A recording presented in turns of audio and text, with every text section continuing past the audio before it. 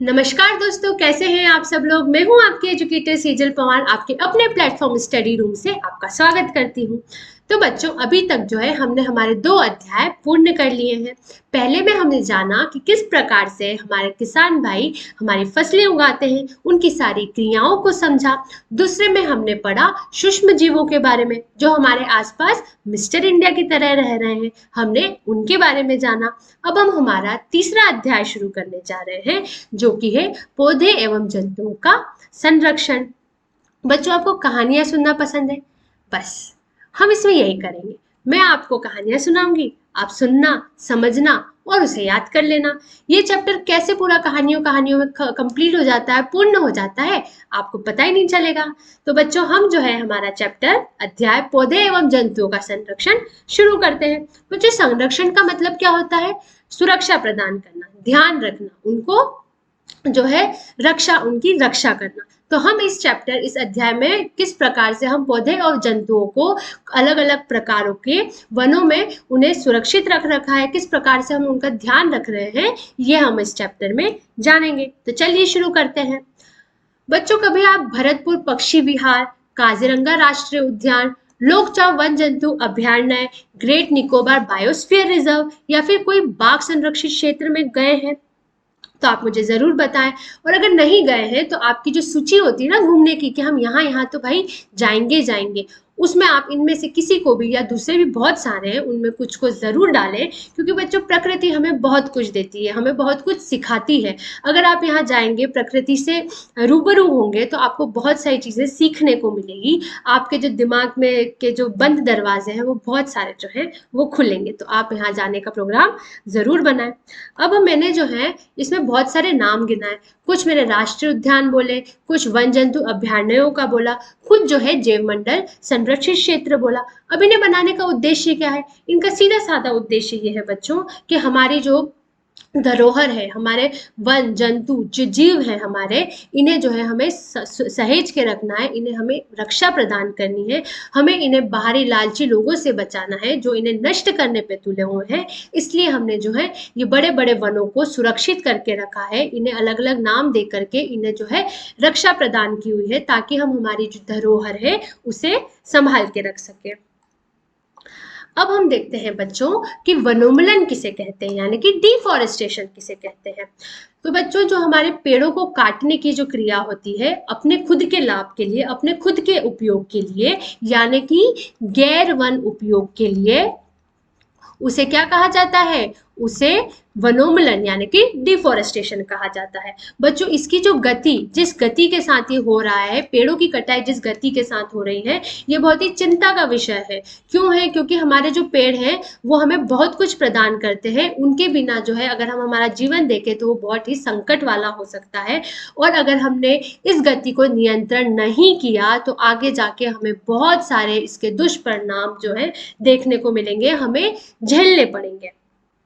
अब बच्चों, हमने ये तो देखा कि पेड़ों की कटाई अपने ही लाभ के लिए अगर हम करें तो उसे हमने नाम दिया है वनोन्मूलन। अब इसके कारण क्या होते हैं, किन किन कारण से जो है मनुष्य पेड़ों की कटाई करता है, तो उसको क्या क्या लाभ हो सकते हैं? पहला तो कि वो कृषि के लिए अपनी जन्मभूमि तैयार कर रहा हो, जो पेड़ पौधे हैं वो उसको इतना लाभ नहीं दे रहे हो, तो वो जो है उसको समतल जमीन करे और उसमें क्या करे?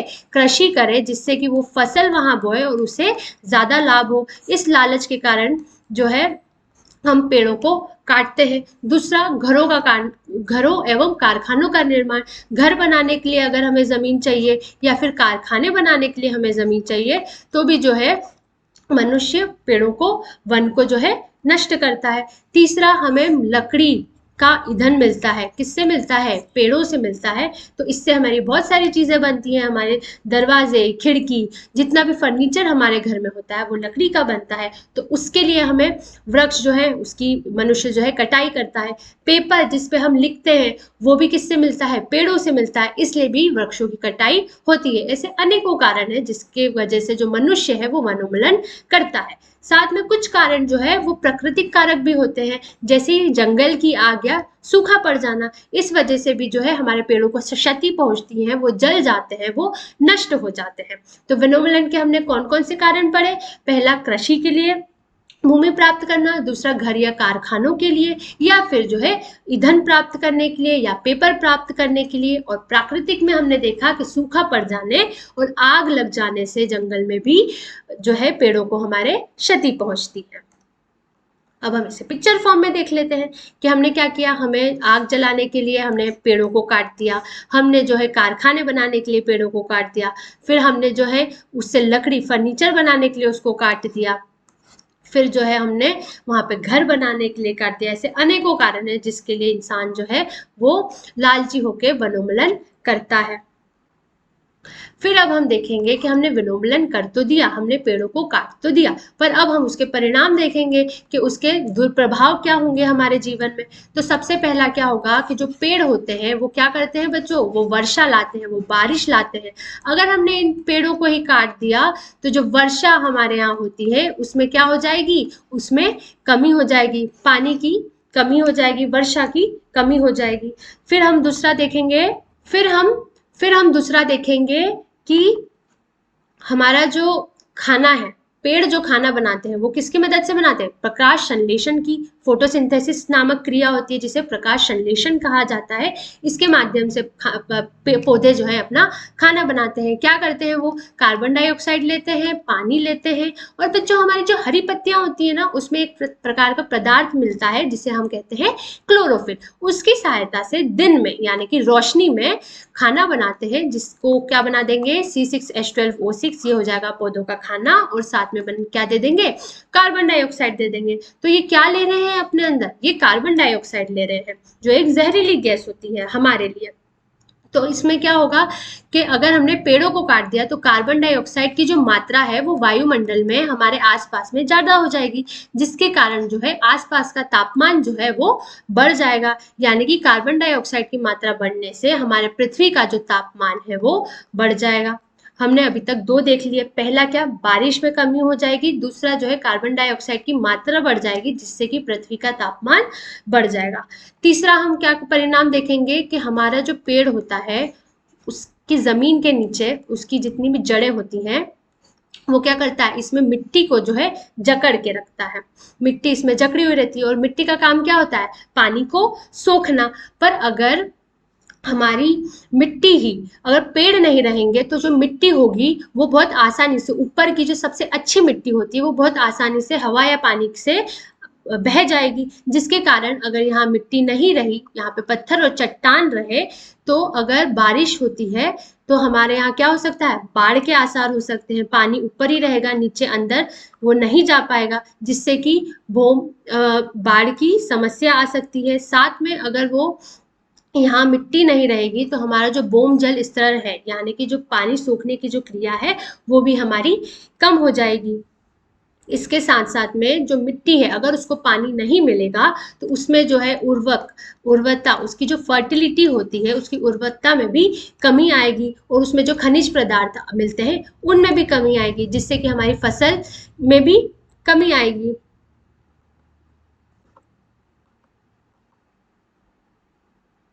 हमें नुकसान क्या होगा हम वो देखते हैं। तो सबसे पहला क्या होगा, जो हमारे पेड़ होते हैं वो क्या लाते हैं, वर्षा लाते हैं, बरसात कराते हैं, पानी को खींचते हैं।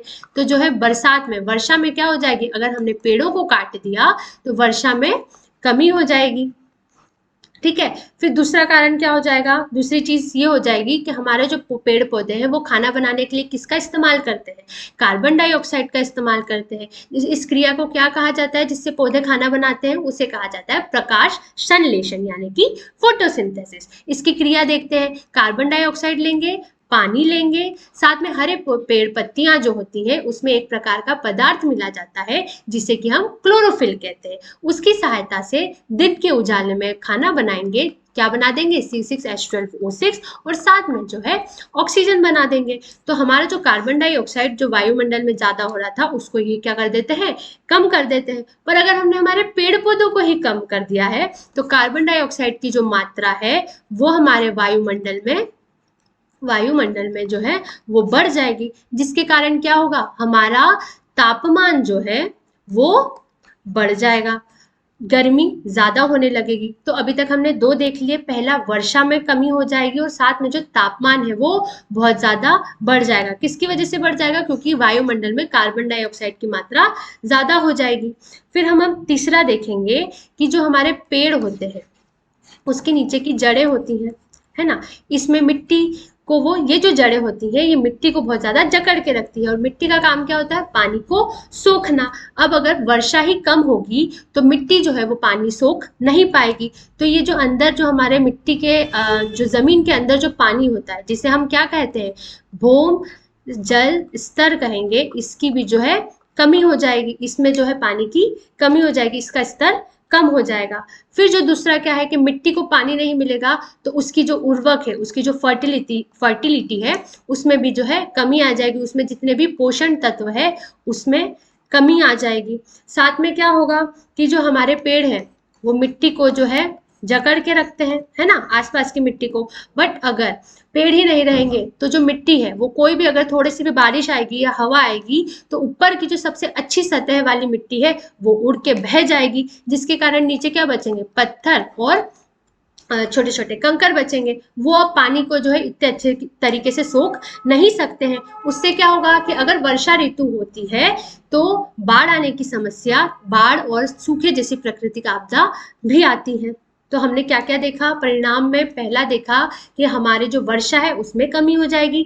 दूसरा हमने देखा कि हमारा जो तापमान है वो बढ़ जाएगा। फिर साथ में भूम जल स्तर, यानी कि हमारा जो जमीन के अंदर जो पानी जमा हुआ रहता है उसका जो स्तर है वो भी कम हो जाएगा। हमारी जो मिट्टी है उसकी गुणवत्ता, उसकी उर्वरता, उसके पोषण तत्व जो है उसमें भी कमी आ सकती है। साथ में प्राकृतिक आपदा, जैसे कि अगर बारिश कम हुई तो सूखा पड़ सकता है, और अगर बारिश हुई तो जो है बाढ़ आ सकती है, क्योंकि हमारी जो मिट्टी है वो नहीं रहेगी, उससे कि पानी जो है अंदर की तरह सतह सोख नहीं पाएगी, जिससे कि बाढ़ आ सकती है।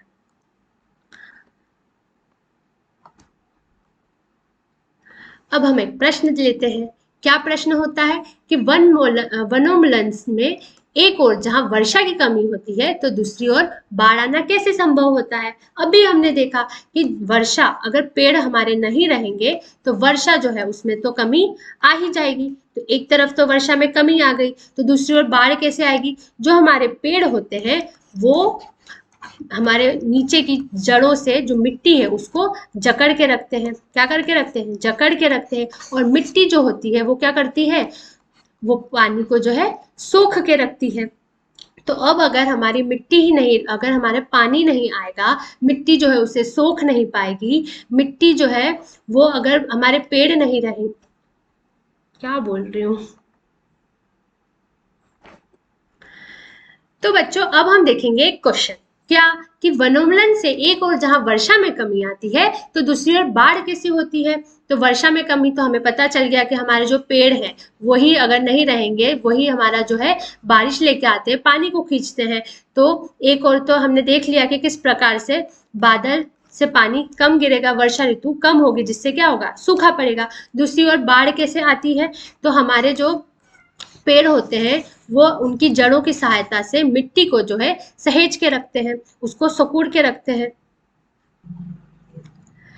अब हम करते हैं एक क्वेश्चन, क्या कि वनोन्मूलन से एक और,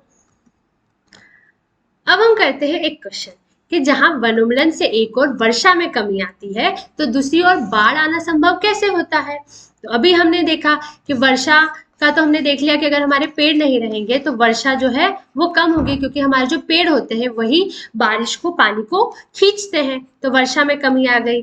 फिर हमने देखा कि बाढ़ आना कैसे संभव है? तो हमारी जो मिट्टी होती है वही पानी को जो है अंदर सोखती है, और मिट्टी को कौन जकड़ के रखता है? पेड़ जकड़ के रखता है। अब अगर हमारे पेड़ ही नहीं होंगे बच्चों तो जो मिट्टी है वो थोड़े से भी हवा पानी से जो है बह जाएगी, उसके नीचे क्या बच जाएंगे? कंकर पत्थर बच जाएंगे। अब वो क्या पानी को अंदर अपने सोख सकते हैं? नहीं सोख सकते हैं। तो जैसे ही अगर वर्षा आती है तो जो पानी रहेगा वो हमारे सतह पर ही रहेगा, वो जमीन के अंदर मिट्टी में भूम जल स्तर नहीं बना पाएगा, जिसके कारण क्या होगा? बाढ़ आ जाएगी। दूसरा कारण बाढ़ का क्या होता है कि जो बर्फ वाली जगह होती है वहां पे अगर हमने पेड़ पौधे जो है वो काट दिए हैं वनोन्मूलन के कारण, वहां पर जो है कार्बन डाइऑक्साइड की जो मात्रा है वो बढ़ जाएगी, तो तापमान वहां बढ़ जाएगा, तो बर्फ जो है वो क्या करने लगेगी, वो पिघलने लग जाएगी। पिघलेगी तो क्या होगी, ज्यादा बारिश होगी, जिससे कि बाढ़ की स्थिति बनेगी। तो इस प्रकार से हमने देखा कि एक ओर जहां वर्षा की कमी आती है वनोन्मूलन से, तो दूसरी ओर बाढ़ भी आ जाती है। क्यों? क्योंकि कार्बन डाइऑक्साइड की मात्रा बढ़ जाती है, बर्फ पिघलने लग जाती है, इसलिए बहुत सारे देशों में बाढ़ आ जाएगी। या फिर जो है मिट्टी के कारण, मिट्टी जो है वो हमारे पानी को सोख नहीं पाएगी, मिट्टी रहेगी नहीं तो सोखेगी कैसे, तो इसलिए भी जो है बाढ़ आ जाती है। अब हम देखेंगे कि वनोन्मूलन से सूखा कैसे होता है। आप इस दृश्य को देखिए, कैसा दिख रहा है, हरे पेड़ पौधे, पूरी तरीके से पेड़ पौधे जो है वो सूख चुके हैं, पत्तियां जो है वो झड़ चुकी हैं, जो हमारे नदी नाले हैं, तालाब है, उसमें पानी खत्म हो चुका है, जो मिट्टी है वो पूरी तरीके से बेजान सी दिख रही है, बिल्कुल मरी हुई सी दिख रही है। ये जो नज़ारा है इसे क्या कहेंगे बच्चों, इसे सूखा कहेंगे, ड्रॉट कहेंगे। क्या होता है कि हमारा जो पौधे होते हैं, हमने देखा कि खाना किसकी सहायता से बनाते हैं, प्रकाश संश्लेषण की सहायता से बनाते हैं, यानी कि वो कार्बन डाइऑक्साइड लेते हैं और उसको पानी के साथ रख के क्लोरोफिल की सहायता से C6H12O6 उनका खाना, और साथ में ऑक्सीजन देते हैं, यानी कि कार्बन डाइऑक्साइड की मात्रा को वायुमंडल से कम कर देते हैं। पर अगर हमने पेड़ काटते रहे, है ना, पेड़ काटना हमारा बिल्कुल चलता रहा, हमने इस पर बिल्कुल भी जो है नियंत्रण नहीं करा, तो क्या होगा, कार्बन डाइऑक्साइड की मात्रा जो है वो बढ़ जाएगी, क्योंकि पेड़ कम रहेंगे तो प्रकाश संश्लेषण जो है वो कम होगा, कार्बन डाइऑक्साइड जो है, जो पौधे जो इस्तेमाल करते हैं वो उपयोग में कम आएगा, तो उससे कार्बन डाइऑक्साइड की मात्रा जो वायुमंडल में है वो क्या हो जाएगी, वो बढ़ जाएगी। और बच्चों, जो कार्बन डाइऑक्साइड की एक खासियत ये रहती है कि वो क्या करता है, हरिग्रहण प्रभाव करता है। क्या करता है, हरिग्रहण प्रभाव। ये क्या होता है बच्चों, जो हमारी किरणें, जो हमारी पृथ्वी पे जो सूरज की किरणें आती है, हमारी जमीन से टकरा के वापस चली जाती हैं, उनमें से कुछ किरणें जो हैं वो क्या करती हैं, वो कार्बन डाइऑक्साइड के अंदर चली जाती हैं, और ये उनको अंदर तो ले लेता है पर उन्हें, उन किरणों को अपने अंदर से बाहर जाने नहीं देता, तो वो गर्म किरणें जो है वो इसके अंदर रह जाती है, जिससे कि ये क्या करता है, ये हमारे पृथ्वी का जो तापमान है वो बढ़ा देता है, ये हमारा जो टेम्परेचर है तब जो है वो बढ़ा देता है, जिससे क्या होगा, गर्मी बहुत ज्यादा पड़ेगी, गर्मी ज्यादा पड़ेगी तो सूखा हो जाएगा, पत्तियां जो है हमारे पेड़ पौधों की सूख जाएंगी, पौधे जो है वो जल जाएंगे, पानी जो है वो खत्म हो जाएगा, मिट्टी जो है उसमें उसकी गुणों में जो है कमी आ जाएगी, उसमें इस तरीके से दरारें पड़ जाएंगी। और इस प्रकार इसको क्या कहा जाता है, इस ऐसे माहौल को कहा जाता है सूखा पड़ना। ये किसकी वजह से होता है, अगर हमने जो है हम जो पेड़ काट रहे हैं उसकी जो क्रिया को नियंत्रण में नहीं किया, तो एक समय के बाद यहाँ पे सूखा पड़ जाता है, खाने की कमी हो जाती है, पेड़ पक्षियों जो है वो भूखे मरने लग जाते हैं, और ऐसी स्थिति को क्या कहा जाता है, सूखा कहा जाता है। ये इस प्रकार से, और ये जो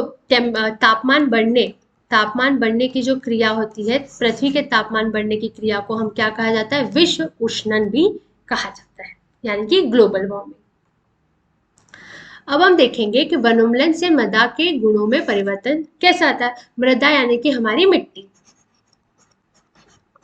उसके गुणों में किस प्रकार से परिवर्तन आता है, तो बच्चों इस पे बहुत ज्यादा परिवर्तन आएगा, क्योंकि जो पेड़ होते हैं वो अपनी ज्यादातर चीजें जो है वो मिट्टी से ही लेते हैं, तो मिट्टी में अगर आप वृक्षारोपण करते हैं या कुछ वनस्पति करते हैं तो उसका सबसे ज्यादा प्रभाव वहाँ की मिट्टी पर होता है। जो मिट्टी होती है उसमें क्या बनता है बच्चों, ह्यूमस बनता है। ह्यूमस यानी कि एक अपना जो है मिट्टी का खाद। ये किस प्रकार से बनता है, जो मृत जीव जंतु जो हमारी मिट्टी में रहते हैं उनको जो है सूक्ष्म जीव जो है वो क्या करते हैं, सूक्ष्म जीव उसका अपघटन कर देते हैं, और उससे उनको जो है अपघटन यानी उनका सड़न करके उनके अंदर के जितने भी पोषक तत्व होते हैं, जितने भी खनिज पदार्थ होते हैं, उन्हें मिट्टी में मिला देते हैं, जिससे क्या होता है, मिट्टी के जो गुणवत्ता है, उर्वरकता जो है वो बढ़ जाती है, उसमें पोषण की मात्रा बढ़ जाती है। बट अगर हमारी मिट्टी को जो है पानी नहीं मिलेगा, अगर वहां पर जो है वर्षा कम होगी, मिट्टी को पानी कम मिलेगा, तो वहां की जो गुणवत्ता है उसमें सूक्ष्म जीव जो है वो नहीं रह सकेंगे, उसमें जो है ह्यूमस नहीं बन पाएगा, उसकी जो उर्वरकता है उसमें कमी आ जाएगी। इसलिए जो है इस कारण से वनोन्मूलन से मिट्टी की जो गुणवत्ता है इस वजह से कम हो जाती है।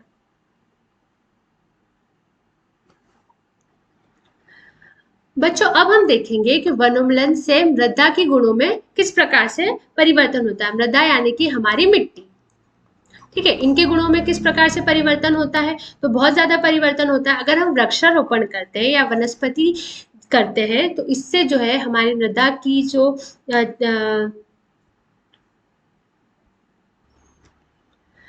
बच्चों अब हम देखेंगे कि वनोन्मूलन से मृदा की गुणों में किस प्रकार से परिवर्तन आता है। मृदा यानी कि हमारी मिट्टी में किस प्रकार से परिवर्तन आता है। तो अगर हम वृक्षारोपण करते हैं या वनस्पति करते हैं तो इससे जो है मिट्टी पर बहुत प्रभाव होता है। पहले तो क्या कि अगर हम पेड़ों को काट देते हैं तो जो नीचे की मिट्टी होती है बच्चों, उसको जकड़ के कौन रखता है, पेड़ों की जड़ें। जड़ें क्या करती हैं, मिट्टी को जो है जकड़ के रखती है ना। अब अगर पेड़ ही नहीं रहेंगे तो जो मिट्टी है वो अगर थोड़ा सा भी बहाव का पानी आया या हवा आया तो उससे क्या होगी, बह जाएगी। अब जो मिट्टी जो अपने सतह पे से अगर बह गई तो नीचे क्या बच जाएंगे, सिर्फ कंकर पत्थर बच जाएंगे। तो मिट्टी के बहने को क्या कहा जाता है, मृदा अपदरण कहा जाता है, यानी कि सॉइल इरोजन कहा जाता है।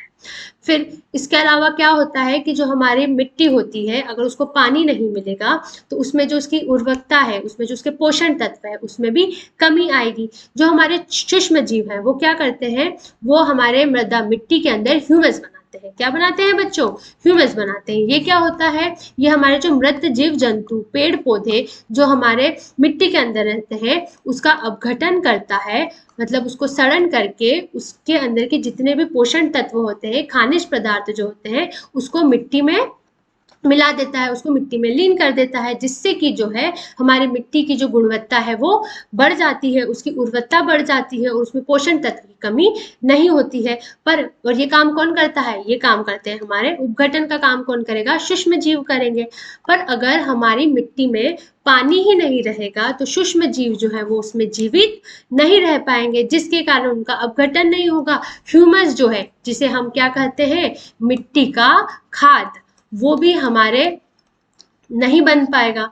तो इस कारण से जो है पोषण तत्व की कमी आ जाएगी। तो किस प्रकार से परिवर्तित होता है उसमें हमने दो देखा। पहला तो देखा मृदा अपदरण, यानी कि जो हमारा पेड़ होता है वो मिट्टी को सुकुड़ के मतलब जकड़ के रखता है, पर अगर हमारे पेड़ नहीं होंगे तो मिट्टी जो है वो जकड़ के नहीं रहेगी, वो एकदम ऐसी थुलथुली सी हो जाएगी। अगर थोड़ा सा भी पानी या बहाव या हवा आती है तो मिट्टी जो है वो अपनी जगह से चली जाएगी, बह जाएगी, जिसे कि हम मृदा अपदरण कहते हैं। वहां पर जो है मिट्टी की कमी हो जाएगी। ऊपर की पोषण वाली मिट्टी जो होती है वो सिर्फ ऊपर की रहती है, तो उसकी क्या हो जाएगी, उसकी कमी हो जाएगी। और फिर जो मृत ह्यूमस बनता है मिट्टी में, किसकी मदद से, सूक्ष्म जीव जो होते हैं वो मृत जीव जंतुओं को या पेड़ पौधों का अपघटन, उसका सड़न करके उसके जितने भी पोषण तत्व है उन्हें मिट्टी में डाल देते हैं, जिससे मिट्टी में क्या बन जाता है, ह्यूमस बन जाता है और उसके पोषण तत्व बढ़ जाते हैं। ये काम नहीं हो पाएगा, अगर पानी नहीं रहेगा तो सूक्ष्म जीव वहां नहीं रह पाएंगे, जिसके कारण मिट्टी की जो गुणवत्ता है उसमें कमी आ जाएगी। अब हम देखेंगे कि पेड़ों की उपस्थिति मृदा अपदरण की दर को कैसे कम करती है। हमने अभी देखा कि पेड़ जो है वो अपनी जड़ों की सहायता से मिट्टी को जो है वो जकड़ के रखते हैं।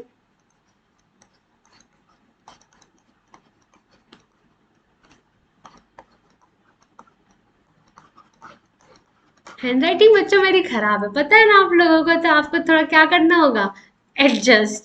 ठीक है, तो मिट्टी को क्या करते हैं, जकड़ के रखते हैं, एकदम अपने से पकड़ के रखते हैं। अब अगर हवा आती भी है या ज्यादा बहाव का पानी आता है तो भी जो मिट्टी है वो किससे पकड़ के रहेगी, वो जड़ों से पकड़ के रहेगी, जिससे कि जो है मिट्टी का बहाव कम हो जाएगा। इसलिए पेड़ जो है वो क्या करते हैं, मृदा अपरदन की दर को कम करते हैं। अब हम देखेंगे कि मरुस्थलीकरण क्या होता है। बच्चों जब हम क्या करते हैं, विनोमलन करते हैं, उसको नियंत्रण नहीं करते हैं। पूरे समय नियंत्रण अगर हमने उसका नहीं किया, वो विनोमलन का बहुत समय तक करते गए, तो धीरे धीरे क्या होगा, सूखा पड़ने लग जाएगा। हमने अभी देखा कि किस प्रकार से सूखा पड़ा, और सूखे पे भी हमारी जो आंखें हैं वो नहीं खुली। हमने जो है उसके बावजूद भी उस पर कोई भी काम नहीं किया, तो हमारी जो फर्टाइल जमीन है, यानी कि उर्वरक जमीन है, उपजाऊ जमीन जो है, जहाँ पे हम पेड़ पौधे उगे हुए रहते हैं, पानी भरा हुआ रहता है, कुछ नहीं तो बारिश में कहीं ना कहीं बच्चों आपने देखा है कि कुछ भी नहीं रहेगा, आप बीज भी नहीं लगाएंगे तो क्या, घास और जो है जंगली पेड़ पौधे तो उग ही जाते हैं। इस प्रकार से एकदम हरा भरा माहौल जो रहता है वो खत्म हो जाएगा, और वो किस में बदल जाएगा, वो रेगिस्तान में बदल जाएगा, वो मरुस्थल में बदल जाएगा। और इस क्रिया को क्या बोला जाता है, मरुस्थलीकरण कहा जाता है। कैसे, इस प्रकार से हरी भरी जमीन जो थी हमारी, वो इस प्रकार से हो जाएगी, मिट्टी जो है वो रेत बन जाएगी, पेड़ पौधों का नामो निशान नहीं बचेगा, मिट्टी जो है उसकी गुणवत्ता पूरी खत्म हो जाएगी, मिट्टी जो है पूरी तरीके से मर जाएगी, और इसे क्या कहा जाएगा, इसे मरुस्थलीकरण कहा जाएगा। कैसे होगा ये, जो हमारी कृषि की जमीन है, जो उर्वरक जमीन है, उपजाऊ जमीन है, अगर हमने उस पे विनोमलन करते गए, उसको नियंत्रण नहीं किया, पेड़ काटते गए, तो क्या होगा, तापमान बढ़ता जाएगा, साथ में जो है हमारा मिट्टी की गुणवत्ता जो है उसमें कमी आती जाएगी, बारिश जो है उसमें कमी आती जाएगी, और धीरे धीरे जो हमारी अच्छी जमीन है वो किस में बदल जाएगी, वो हमारी रेगिस्तान में बदल जाएगी, और इसे ही क्या कहा जाता है, मरुस्थलीकरण कहा जाता है। अब वनोन्मूलन से बाढ़ कैसे होती है, तो हमने ये बच्चों अभी पढ़ा है, सबका कारण एक ही है, हमारे जो पेड़ है वो क्या करते हैं, मिट्टी, हमारी जो मिट्टी होती है बच्चों वो क्या करती है, पानी को सोखती है। बट अगर हमारी पेड़ पेड़ जो है वो मिट्टी को एक जगह पे स्थिर रखते हैं, अब हमारे पेड़ ही नहीं रहेंगे तो हमारी जो मिट्टी है वो उड़ के कहीं और चली जाएगी, ऊपर की जो सबसे ज्यादा गुण वाली जो मिट्टी है वो चली जाएगी, नीचे की सिर्फ चट्टानें बच जाएंगी, वो पानी को सोख नहीं सकती हैं। इसकी वजह से क्या होगा, पानी जो है अंदर जमीन के नहीं जा पाएगा, ऊपर ही ऊपर स्थल में रहेगा, जिसके कारण क्या होगी, बाढ़ आएगी। और साथ में दूसरा क्या कि भाई जो हमारी बर्फ वाली जगह है वहां पर जो है कार्बन डाइऑक्साइड की मात्रा अगर बढ़ जाएगी वनोन्मूलन के कारण, तो वहां पे जो है तापमान बढ़ जाएगा, जिससे बर्फ जो है वो पिघल जाएगी, और बर्फ पिघल जाने से क्या होगा, वहां पर जो है बाढ़ जैसी समस्या तो उत्पन्न हो जाएगी। इस प्रकार से अब हम एक और प्रश्न करते हैं कि वन से हमें अनेक उत्पादन प्राप्त होते हैं, ये तो हम सब जानते हैं। इन उत्पादनों की सूची बनाइए। अब ये काम आप करेंगे कि जितने भी वन से हमें जितनी भी चीजें मिलती हैं हम उसकी सूची बनाएंगे। यदि हम वृक्षों की निरंतर कटाई करते रहे तो क्या हम इन उत्पादनों की कमी का सामना करना पड़ेगा? हाँ, करना पड़ेगा। अगर हमारे पेड़ ही नहीं बचेंगे तो हमें जितने भी उत्पादन अच्छे अच्छे मिल रहे हैं पेड़ों से, हमें नहीं मिल पाएंगे। तो आप सूची में क्या क्या लिखेंगे? हमें बहुत सारी फल सब्जियां मिलती है, हमें बहुत सारी औषधि मिलती हैं, फिर हमें जो है लकड़ी का ईंधन मिलता है, और भी ऐसी बहुत सारी चीजें हैं। हमें और क्या मिलता है? हमें ऑक्सीजन मिलता है, और भी ऐसी बहुत सारी चीजें हैं जो अब आपको इसकी सूची बनानी। कुछ मैंने लिख दी है, कुछ आपको सोच के लिखनी है।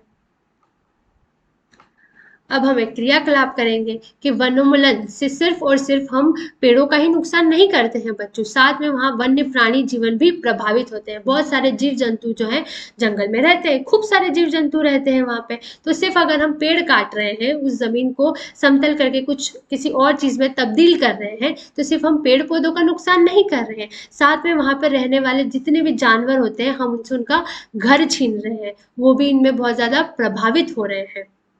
तो इन कारणों की सूची बनाओ। तो किस तरीके से बच्चों, अब एक क्रियाकलाप आ जाता है कि बच्चों अब जो है एक क्रियाकलाप आ जाता है कि वनोन्मूलन से वन्य प्राणी जीवन भी प्रभावित होते हैं। कैसे? जब आप वनोन्मूलन करते हैं, जंगल को काटते हैं, उस जमीन को किसी और चीज में उपयोग करते हैं, तो सिर्फ आप पेड़ों को नहीं काट रहे हैं बच्चों, वहां पे वो जो जंगल है उसको खत्म कर रहे हैं, उसको नष्ट कर रहे हैं। तो जंगल में रहने वाले जितने भी प्राणी हैं, जितने भी जीव जंतु हैं, वो भी उससे बहुत ज्यादा प्रभावित हो रहे हैं। आप उनसे उनका क्या छीन रहे हैं? आप उनसे उनका घर छीन रहे हैं, उनसे आप खाने का स्रोत छीन रहे हैं, जो कि बहुत ही ज्यादा दुर्भाग्यपूर्ण है, और आप उन्हें बहुत तरीके से प्रभावित कर रहे हैं। अब वो रहेंगे कहाँ, वो खाएंगे क्या, ये बहुत ही ज्यादा दुर्भाग्यपूर्ण बात हो जाएगी। तो इस प्रकार से देखो ये कितना सैड बैठा हुआ है। तो बच्चों अब जो है हम एक क्रियाकलाप करते हैं। अरे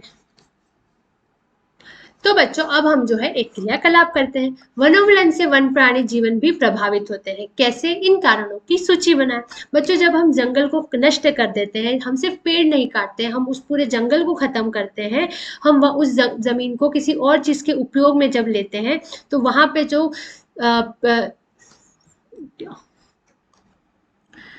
बच्चों अब जो है हम एक क्रियाकलाप करते हैं कि वनोन्मूलन से वन प्राणी जीव भी प्रभावित होते हैं। कैसे? इन कारणों की सूची बनाइए। तो बच्चों जब हम पेड़ काटते हैं, तो हम सिर्फ पेड़ वनोन्मूलन करते हैं, तो हम सिर्फ पेड़ नहीं काटते हैं, हम पूरा के पूरा जंगल हटाते हैं अपने किसी उपयोग के काम के लिए। पर वहाँ जो बहुत सारे बच्चों जीव जंतु रहते हैं, हमारे बहुत सारे जानवर जो रहते हैं, उनका भी जो है वो बहुत ज्यादा प्रभावित होते हैं। उनसे हम उनके रहने की जगह छीन लेते हैं, हम उनसे उनके खाने के स्रोत छीन लेते हैं, जिसके कारण वो बहुत ज्यादा समस्याओं को का सामना करना पड़ता है। बहुत ज्यादा जीव जंतु जो है वो बहुत संख्या में मर जाते हैं इस कारण से, और बहुत सारे जो रहते हैं वो बेघर हो जाते हैं।